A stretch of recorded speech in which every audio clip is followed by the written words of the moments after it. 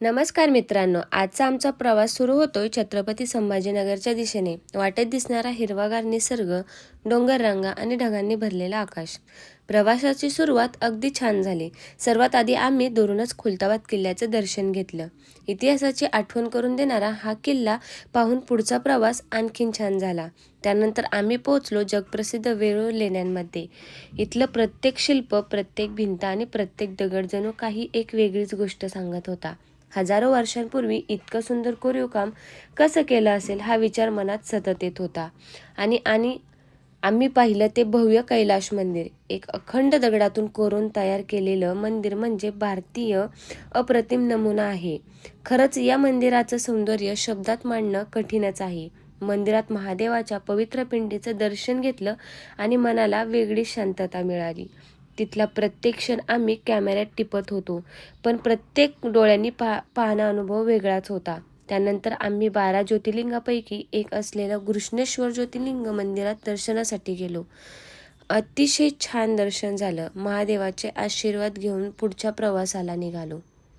20ची note तर तुम्ही पाहिलीच असेल. त्या 20च्या नोटेवरती जो स्तंभ आहे तो इथला आहे. हे चित्र तुम्ही पाहू शकता. सेम टू सेम माझ्या मागे तेच चित्र दिसतंय. आणि याचा आनंद आमच्या पिल्लूने सुद्धा घेतला. नोट दाखवली आणि पाठीमागे स्तंभ दाखवला.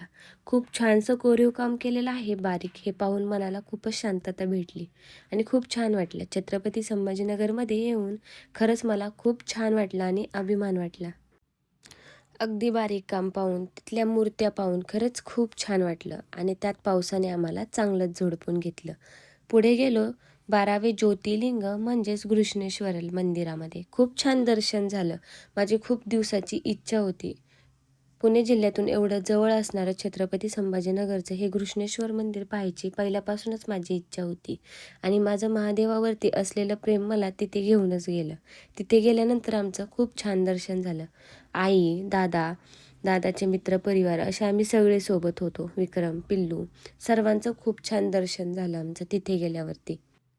त्यानंतर आमचा पुढचा प्रवास होता भद्रा मारुती मंदिर. खूप गर्दी असूनही मारुतीचं दर्शन घेतलं. मंदिरातील भक्तिमय वातावरणामुळे खूपच प्रसन्न झालं. इथे अनेक प्रेमळ चाहत्यांनी भेट घेतली. तुमचं प्रेम, आपुलकी आणि फोटोसाठी केलेली गर्दी पाहून खूप आनंद झाला. तुम्ही दाखवलेलं प्रेम हीच आमची खरी कमाई आहे. मनापासून धन्यवाद. आज आषाढी एकादशीचा उपवास असल्यामुळे दर्शन झाल्यानंतर आम्ही गरमागरम साबुदाणा वड्यांचा आस्वाद घेतला. उपवासाची सांगत केली. साधं खाणं असलं तरी त्या क्षणी त्याची चव खूप खास होती. आजचा संपूर्ण दिवस इतिहास, अध्यात्म, निसर्ग आणि तुमच्या प्रेमामुळे भरलेला होता.